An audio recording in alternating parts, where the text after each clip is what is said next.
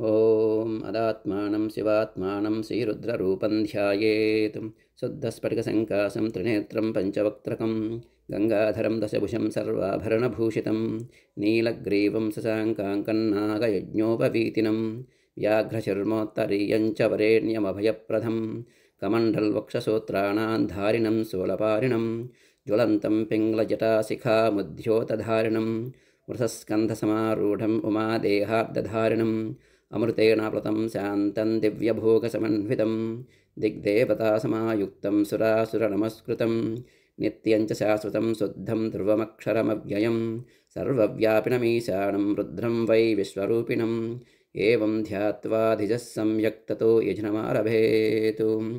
अथातो रुद्रस्नानार्चनाभिषेकविधिं व्याख्यास्यामः। आदित्येव तीर्थे स्नात्वा उदेत्य शुचिप्रयतो ब्रह्मचारी शुक्लवासा देवाभिमुखस्थित्वा आत्मनि देवता स्थापयेत्। प्रजनने ब्रह्मा तिष्ठतु, पादयोर्विष्णुस्तिष्ठतु, हस्तयोर्हरस्तिष्ठतु, बाह्वोरिन्द्रस्तिष्ठतु, जठरे अग्निस्तिष्ठतु, हृदये शिवस्तिष्ठतु, कण्ठे वसवस्तिष्ठन्तु, वक्त्रे सरस्वती तिष्ठतु, नासिकयोर्वायुस्तिष्ठतु, नयनयोश्चन्द्रादित्यौ तिष्ठेतां, कर्णयोरश्नौ तिष्ठेतां, ललाटे रुद्रास्तिष्ठन्तु, मूर्ध्यादित्यास्तिष्ठन्तु, शिरसि महादेवस्तिष्ठतु, शिखायां वामदेवस्तिष्ठतु, पृष्ठे पिनाकी तिष्ठतु, पुरतः शूली तिष्ठतु, पार्श्वयोः शिवशङ्करौ तिष्ठेतां, सर्वतो वायुस्तिष्ठतु, ततो भैः सर्वतोऽग्निर्ज्वालामाला प्रवृतास्तिष्ठन्तु, सर्वे स्वङ्घेषु सर्वा देवता यथास्थानं तिष्ठन्तु, मां रक्षन्तु, यजमानं रक्षन्तु, सहकुटुम्बानां रक्षन्तु, सर्वान् महाजनान् रक्षन्तु। अग्निर्मे वासिश्रितः वाहृदये, हृदयं मयि अहमृते अमृतं ब्रह्मणि, वायुर्मे प्राणे श्रितः प्राणो हृदये, हृदयं मयि अहमृते अमृतं ब्रह्मणि, सूर्यो मे चक्षुषि श्रितः चक्षुर्हृदये, हृदयं मयि अहमृते अमृतं ब्रह्मणि, चन्द्रमा मे मनसि श्रितः मनो हृदये, हृदयं मयि अहमृते अमृतं ब्रह्मणि, दिशो मे श्रोत्रे श्रिताः श्रोत्रगुं हृदये, हृदयं मयि अहमृते अमृतं ब्रह्मणि, आपो मे रेतसि श्रिताः रेतो हृदये, हृदयं मयि अहमृते अमृतं ब्रह्मणि, पृथिवी मे शरीरे श्रिताः शरीरगुं हृदये, हृदयं मयि अहमृते अमृतं ब्रह्मणि, ओषधिवनस्पतयो मे लोमसुश्रिताः लोमानि हृदये, हृदयं मयि अहमृते अमृतं ब्रह्मणि, इन्द्रो मे बले श्रितः बलगं हृदये, हृदयं मयि अहमृते अमृतं ब्रह्मणि, पर्जन्यो मे मूर्ध्निश्रितः मूर्धा हृदये, हृदयं मयि अहमृते अमृतं ब्रह्मणि, ईशानो मे मन्यौ श्रितः मन्युर्हृदये, हृदयं मयि अहमृते अमृतं ब्रह्मणि, आत्मा आत्मनि श्रितः आत्मा हृदये, हृदयं मयि अहमृते अमृतं ब्रह्मणि, पुनर्म आत्मा पुनरायुराघातु, पुनः प्राणः पुनराकूतमाघातु, वैश्वानरो रश्मिभिर्वावृतानः अन्तस्तिष्ठत्तमृतस्य गोपाः। एवं यदा लिङ्गमाङ्गानि संवृज्य अधैनं गन्धपुष्पाक्षधूपदीपनैवेद्यताम्बूलैरभ्यर्चितमादेवमात्मानं च प्रत्याराधयेत्। ॐ आराधितो मनस्यैस्त्वं शुद्धैर्देवासुराधिभिः आराध्या भक्त्या त्वां मां गृहा नमहेश्वर, आत्वा वहन्तु हरयः सचेतसश्वेतैरश्वैः सह केतुमद्भिः, वाताजरैर्बलवद्भिर्मनोजवैरायाहि शीघ्रं मम हव्याय शिर्वो। ॐ ईशानः सर्वविद्यानामीश्वरः सर्वभूतानां ब्रह्माधिपतिर्ब्रह्मणोऽधिपतिर्ब्रह्मा शिवो मे अस्तु सदा शिवो। ईशानमावाहयामि। मण्डलान्तर्गतं हिरण्मयं भ्राजमान उपुषं सुशिस्मितं चण्डधीतिमकण्डविग्रहं चिन्तयेन्मुनिसहस्रसेवितं शङ्करस्य चरिताकथामृतं चन्द्रशेखरगुणानुकीर्तनं नीलकण्ठ तव पादसेवनं सम्भवन्तु मम जन्म जन्मनि स्वामिन् सर्वजगन्नाथ यावत् पूजावसानकं तावत् त्वं प्रीतिभावेन लिङ्गेऽस्मिन् सन्निधिं कुरु। ॐ कलशस्य मुखे विष्णुः कण्ठे रुद्रः समाश्रितः मूले तत्र स्थितो ब्रह्मा मध्ये मातृगणाः स्मृताः कुक्षौ तु सागराः सर्वे सप्तद्वीपा वसुन्धरा ऋग्वेदोद यजुर्वेदः सामवेदो ह्यदर्वणः अङ्गैश्च सहिताः सर्वे कलशाम्बुसमाश्रिताः आकलशे एषु धावति पवित्रे परिशिष्यते उक्तैर्यज्ञेषु वर्धते। ॐ आपो वा इदगुं सर्वं विश्वा भूतान्यापप्राणा वा आपपसव आपोर्णमापो मृतमापः सम्राडापो विराडापस्वराडापश्चन्दागुष्यापो ज्योतिगुष्यापो यजुगुष्यापः सत्यमापः सर्वा देवता आपो भुभुवः सुवराप। ॐ गंगे च यमुने चैव गोदावरि सरस्वती नर्मदे सिन्धु कावेरी जलेऽस्मिन् सन्निधिं कुरु। कावेरी तुङ्गभद्रा च कृष्णवेणी च गौतमी भागीरथीति विख्याता पञ्चगङ्गा प्रकीर्तिताः आयान्तु देवपूजार्थं सकलदुरितक्षयकारकाः। ॐ ॐ ॐ कलशोदकेन पूजाद्रव्याणि सम्प्रोक्ष्य देवं सम्प्रोक्ष्य आत्मानं च सम्प्रोक्ष्य ॐ त्र्यम्बकयजामहे सुगन्धिं पुष्टिवर्धनम् उर्वारुकमिव बन्धनान् मृत्योर्मुक्षीयमामृतातु रत्नसिंहासनं समर्पयामि। वाघर्तावि संवृक्तौ वाघर्तप्रतिपत्तये जगतः पितरो वन्दे पार्वती परमेश्वरौ। वन्दे शम्भुमापतिं सुरगुरुं वन्दे जगत्कारणं वन्दे पन्नगभूषणं मृगधरं वन्दे पशूनां पतिं वन्दे सूर्यशशाङ्कवह्निनयनं वन्दे मुकुन्दप्रियं वन्दे भक्तजनाश्रयं च वरदं वन्दे शिवं शङ्करम्। आवाहितो भव स्थापितो भव सम्मुखो भव सन्निहितो भव सन्निरुद्धो भव अवकुण्ठितो भव प्रसीद प्रसीद। ॐ सद्यो जातं प्रबध्यामि आवाहनं समर्पयामि सद्यो जाताय वै नमो नमः। आसनं समर्पयामि भवे भवेन पाद्यं समर्पयामि अतिभवे भवस्वमाम् अर्घ्यं समर्पयामि भवोद्भवाय नमः आचमनीयं समर्पयामि। ॐ वामदेवाय नमः स्नानम् आपो इष्टामयो भुवस्तानवूर्जे ददातनां महेरणाय चक्षसे यो वस्यवतमो रसस्तस्य भाजयते हनः उशतीरिव मातरः तस्मा अरङ्गमामवो यस्य क्षयाय जन्वदा आपो जनयदाचनः। ॐ हिरण्यशृङ्गं वरुणं प्रपद्ये तेऽर्दं मे देहि याचितः यन्मया भुक्तमसाधूनां पापेभ्यश्च प्रतिग्रहः यन्मे मनसा वाचा कर्मणा वदुष्कृतं कृतं तन्न इन्द्रो वरुणो बृहस्पतिः सविता च पुनन्तु पुनः पुनः। नमोऽग्नये सुमते नम इन्द्राय नमो वरुणाय नमो वारुण्यै नमोऽद्भ्यः यदपाङ्क्रूरै यदमेध्यै यदशान्तं तदपगच्छतात् अत्यासनादति पाणाद्यच्च उग्रात् प्रतिग्रहात्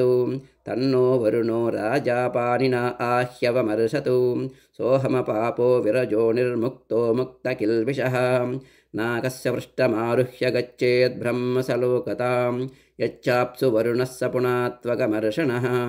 इमं मे गङ्गे यमुने सरस्वतीं सुतिर्दस्तोमगुं सचिता परुष्णियाम् असिक्निया मरुद्रुते वितस्तया जीकीये शृणुह्यासु सोमयां ऋतं च सत्यं चाभिर्धात् तपसोऽध्यजायताम् ततो रात्रिरजायत ततः समुद्रो अर्णवः समुद्रादर्णवादधि संवत्सरो अजायताम् अहोरात्राणि विददद्विश्वस्य मिषतो वसि सूर्यचन्द्रमसौ दाता यदा पूर्वमकल्पयतु दिवं च पृथिवीं चान्तरिक्षमदोऽसुवः यत्पृथिव्यागुं रजस्वमान्तरिक्षे विरोधसि युमागुस्तदापो वरुणः पुनात्वगमर्षणः पुनन्तु वसवः पुनातु वरुणः पुनात्वगमर्षणः। एष भूतस्य मध्ये भुवनस्य गोप्ता एष पुण्यकृतान् लोकानेष मृत्योर्हिरण्मयं द्यावा पृथिव्योर्हिरण्मयगुं सग्गश्रितगुं सुवः सनः सुवः सगुंसि साधि आद्रं ज्वलति ज्योतिरहमस्मि ज्योतिर्ज्वलति ब्रह्माहमस्मि योऽहमस्मि ब्रह्माहमस्मि अहमस्मि ब्रह्माहमस्मि अहमेवाहं माञ्जुहोमि स्वाहा अकार्यकार्यवकीर्णिस्तेनो भ्रूणः गुरुतल्पगः उरुनोपामगवर्ष्णस्तस्मात् पापात् प्रमुच्यते रजो भूमिस्त्वमागुं रोदयस्व प्रवदन्ति धीराः आक्रान् समुद्रप्रथमे विधर्मं जनयन् प्रजाभुवनस्य राजा वृषा पवित्रे अधिसानो अव्ये बृहः सोमो वावृदे सुवान इन्दुः ॐ हिरण्यवर्णासस्य पावकायासु जातः कश्यपो यास्विन्द्रः अग्निया गर्भं दधिरे विरूपास्तान आपस्युग्गुस्यो न भवन्तु यासागुं राजा वरुणो याति मध्ये सत्यानृते अवपश्यञ्जनानां मधुश्च तस्य सयो या पावकास्तान आपस्युग्गुस्यो न भवन्तु यासान् देवादिविकृण्वन्ति पक्षय्या अन्तरिक्षे बहुधा भवन्ति या पृथिवीं पयसोन्धन्ति शुक्रास्तान आपस्युग्गुस्यो न भवन्तु शिवेन मा चक्षुषा पश्यतापस्य वया तनुवोपस्पृशतत्त्वचं मे सर्वागुम् अग्निगुं रप्ससदोहुवे वो मयि वर्चो बलमोजो निदत्ता ॐ आपो इष्टामयो भुवस्तानवोर्जे ददातनां महेरनाय चक्षसे यो वस्यवतमो रसस्तस्य भाजयते हनः उशतीरिव मातरः तस्मा अरङ्गमामवो यस्य क्षयाय जिन्वदा आपो जनयदाचनः ॐ आप्यायस्व समेतु ते विश्वतः सोमवृष्णियं भवावाजस्य संगते सद्यो जातं प्रपद्यामि सद्यो जाताय वै नमो नमः भवे भवेनाति भवे भवस्व मां भवोद्भवाय नमः आप्यायस्वमधिन्तम सोम विश्वाभिरूतिभिः भवानः सप्रदस्तमः ॐ सन्तेपयागुंसि समयन्तु वाजा संवृष्ण्यान्यभिमातिशाहः आप्यायमानो अमृताय सोमदिविस्रवागुस्युत्तमानि विश्वा दधिक्रावुन्नो अकारिसञ्जिष्णो रस्वस्य वाजिनः सुरभिनो मुखाकरत्प्रण आयोगुं शितारिषतो वामदेवाय नमो ज्येष्ठाय नमः श्रेष्ठाय नमो रुद्राय नमः कालाय नमः कलविकिरणाय नमो बलविकिरणाय नमो बलाय नमो बलप्रमदनाय नमः सर्वभूतदमनाय नमो मनोन्मनाय नमः शुक्रमसि ज्योतिरसि तेजोसि देवो वस्सवितोत्पुनात्वच्चद्रेण पवित्रेण वसो सूर्यस्य रश्मिभिः घृतं हिमिक्षरे घृतमस्य योनिर्घृते श्रितो घृतं वस्य दामाम् अनुस्वदमावहमादयस्व स्वाहा कृतं वृषवक्षि हव्यम् अघोरेभ्यो दघोरेभ्यो घोरघोरतरेभ्यः सर्वेभ्यः सर्वेभ्यो नमस्ते अस्तु रुद्ररूपेभ्यः दिविश्रयस्वान्तरिक्षे यतस्व पृथिव्या सम्भव ब्रह्मवच्चसमसि ब्रह्मवच्चसा यत्वा ॐ मधुवातारुतायते मधुक्षरन्ति सिन्धवः माध्वीर्णः सन्तोषधीः मधुनक्तमुतोषसि मधुमत्पाद्दिवगुं रजः मधुद्यौरस्तु नः पिता मधुमान्नो वनस्पतिर्मधुमाघुम् अस्तु सूर्यः माध्वीर्गावो भवन्तु नः यन्मधुनो मदभ्यं परमन्नाद्यं वीर्यं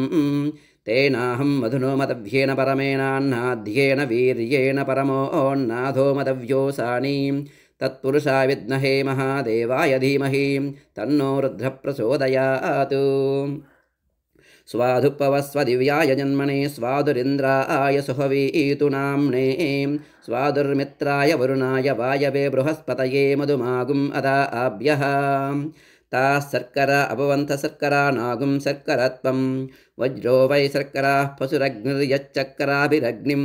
परिमिनोति वज्रेणैवास्मै पशून् परिगृह्णाति तस्माद्वज्रेण पशवः परिगृहीतास्तस्मास्तेयानस्तेयसो नोपहरते त्रिसप्ताभिः पशुकामस्य परुमिनुयातु तानस्य वा शर्कराः सन्तु सर्वाः अग्नेरेतश्चन्द्रगुं हिरण्यम् अद्यः सम्भूतममृतं प्रजासु तत्संवरन्नुत्तरतो निदायाम् अतिप्रयच्छन्दुरितिन्तरेयम्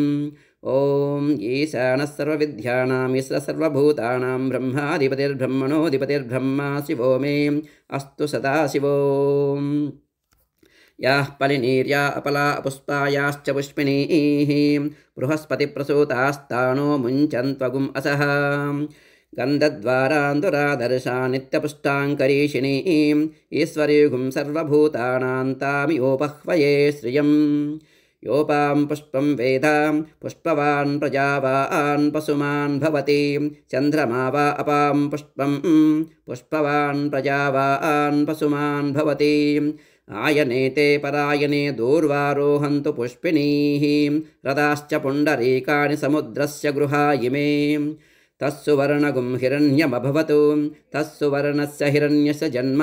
य एव गुं सुवर्णस्य हिरण्यस्य जन्म वेद सुवर्ण आत्मना भवति मानो महान्तमुतमानो अर्भकं मानवुक्षन्तमुतमानवुक्षितं मानो बधेऽप्यतरं मोतमातरं प्रिया मानस्तनुवो रुद्ररीरिषः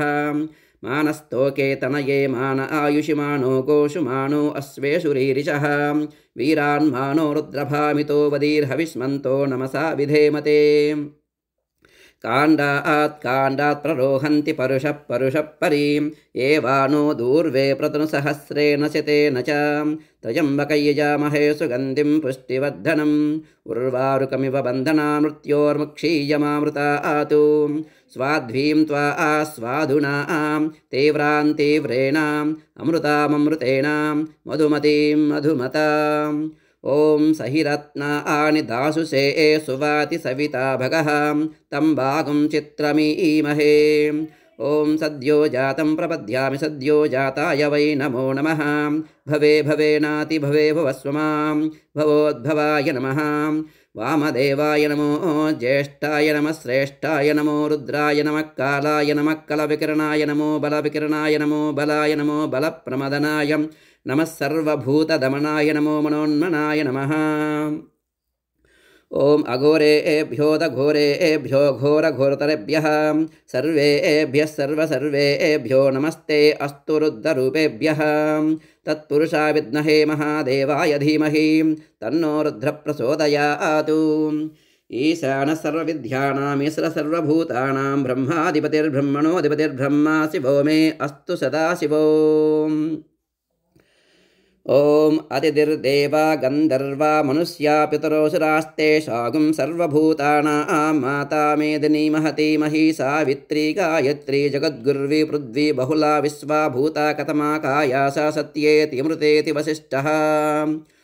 ॐ आपो इष्टामयो भुवस्तानवूर्जे ददातनां महेरनाय चक्षसे यो वस्यवतमो रसस्तस्य भाजयते हनः उशतीरिव मातरः तस्मा अरङ्गमामवो यस्य क्षयाय जिन्वदाम् आपो जनयदाचनः ॐ नमो हिरण्यबाहवे हिरण्यवर्णाय हिरण्यरूपाय हिरण्यपतयेऽम्बिकापतये उमापतये पशुपतये नमो नमः ॐ अस्य श्रीरुद्राध्याय प्रश्नमहामन्त्रस्य अघोरऋषिः अनुष्टुप् छन्दः सङ्कर्षणमूर्त्यस्वरूपो योऽसावादित्यः परमं शेषरुद्रो देवता नमः शिवायेति बीजं शिवतराये शक्तिः महादेवायेति कीलकं श्रीसाम्ब सदाशिवप्रसासिद्ध्यद्दे जपे विनियोगः ॐ नमः शम्भवे च अग्निहोत्रात्मने अङ्गुष्ठाभ्या नमः मयोभवे च दर्शपूर्णमासात्मने तज्जनेभ्या नमः नमः शङ्कराय च चातुर्मास्यात्मने मध्यमाभ्य नमः मयस्कराय च निरुडबन्धात्मने अनामिकाभ्य नमः नमः शङ्कराय च ज्योतिष्ठोमात्मने कनिष्ठिकाभ्या नमः शिवतराय च सर्वकृत्वात्मने करतलकरपृष्ठाभ्या नमः नमः शम्भवे च अग्निहोत्रात्मने हृदयाय नमः मयोभवे च दर्शपूर्णमासात्मने शिरसे स्वाहा नमः शङ्कराय च चातुर्मास्यात्मने शिखायै वषटो मयस्कराय च निरूढभस्बन्धात्मने कवचायुहुं नमः शिवाय च ज्योतिष्ठोमात्मने नेत्रत्रयाय वौषटो शिवतराय च सर्वकृत्वात्मने अस्त्राय पटो ॐ भूर्भुवः सुवरोमिति दिग्बन्धः आपातारणपस्थलान्तभुवनब्रह्माण्डमाविस्फुरतु ज्योतिस्फाटिकलिङ्गमौल्लसत्पूर्णेन्दुवान्तामृतैः अस्तोकाप्लुतलोकमीशमनसन् रुद्रानुवाकाञ्जपन्नं ध्याये दीप्ससिद्धये ध्रुपदं विप्रोऽभिषिञ्चेच्छिवं ब्रह्माण्डव्याप्तदेहा भजतमृषा भासमाना भुजङ्गैः कण्ठे कालाः कबद्धाः कलितशशिकलाश्चण्डकोदण्डहस्ताः त्रक्षा रुद्राक्षमाला सल्लित उपसा शाम्भवा मूर्तिभेदाः रुद्रा श्रीरुद्रसूक्तप्रकृतिभुवान् प्रयच्छन्तु सौख्यं शुद्धस्फटिकसङ्काशं शुद्धविद्याप्रदायकं शुद्धं पूर्णं चिदानन्दं सदाशिवमहं भजे। ॐ गणानां त्वा गणपतिगुं हवामहे कविं कवीनामुपमस्रवस्तमं ज्येष्ठराजं ब्रह्मणस्पद आनशृण्वन्नोतिभिः सीदसाधनम्। ॐ श्रीमहागणाधिपतये नमः। शञ्च मे मयश्च मे प्रियञ्च मे नुकामश्च मे कामश्च मे सौमनसश्च मे भद्रञ्च मे श्रेयश्च मे वस्यश्च मे यशश्च मे भगश्च मे द्रविणं च मे यन्ता च मे धत्ता च मे क्षेमश्च मे दुतश्च मे विश्वञ्च मे महच्च मे संविच्च मे ज्ञातञ्च मे सोश्च मे प्रसोश्च मे सीरञ्च मे लयश्च मृतञ्च मे मृतञ्च मे यक्ष्मञ्च मे नामयश्च मे जीवातश्च मे दीर्घायुत्वञ्च मे नमित्रञ्च मे भयं च मे सुखं च मे शयनं च मे शूषा च मे सुदिनं च मे। ॐ शान्तिः शान्तिः शान्तिः।